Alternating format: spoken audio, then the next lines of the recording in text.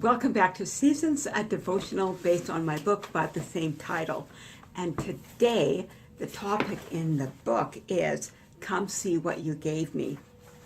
I love to give gifts. I always have. It's something my parents instilled in all of their children at a very early age. And that tradition has carried down to the next generation.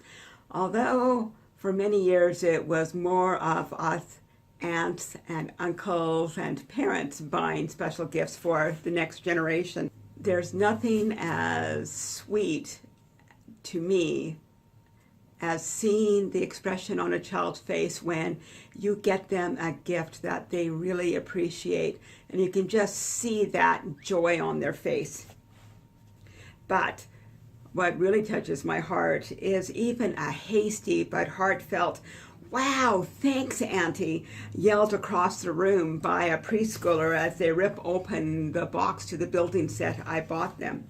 Many years ago, when my now 16-year-old nephew was about 4 or 5, I bought him a really cool building set. I had never seen one like that before, and neither had he.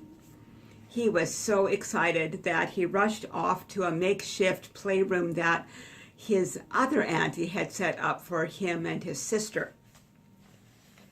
Long after all the gifts had been opened and the wrapping paper was discarded, I felt a little tug of a tiny hand on my sleeve. My 4-year-old nephew implored, "Auntie Kath, come and see what you gave me." He led me into his little sanctuary, and there he had set up the beginning builder set I had given him that morning.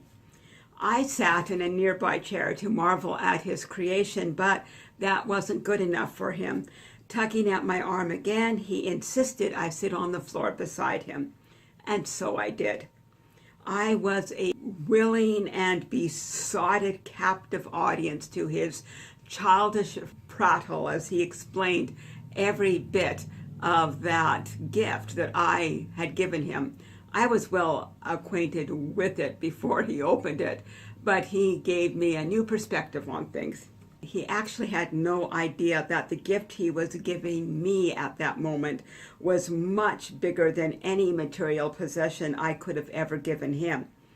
Later on that afternoon, his 2-year-old sister snuggled in my arms as she cuddled the stuffed bear that I had given her. Together we looked at the storybook that came along with the bear, comparing the book's illustrations with the bear in her arms. My auntie's heart was full and running over. God lavishes good gifts on me just because I'm his child. Many of his gifts that he gives me are given so I can use them to bless others. The gift of mercy, hospitality, evangelism, a generous heart, healing, and the list goes on. He blessed me with creativity, and he gave me an appreciation of created beauty. But many of the gifts that he has given me were intended to be employed in my personal life. The gifts of salvation and forgiveness and redemption and sanctification and transformation. But the greatest gift he ever gave me was a gift of his unconditional love. My Heavenly Father is pleased when I thank him for the gifts he has bestowed upon me, but I honestly believe that his heart rejoices even more when I invite him into my private sanctuary as I learn to use the gifts he has given me. I don't think it's too far to say that God enjoys working alongside of us and helping us discover ways that we can use the gifts that he gives us in a fashion that maybe we hadn't imagined that they could be used. Don't always be so quick to pass on those little blessings the Lord gives you. There's not always a need to pay it forward. Treasure those things and keep them in your heart, and ask him when he would like you to share those little tidbits, those things just between you and him. And then ask him if there are things that just need to be kept between you and him.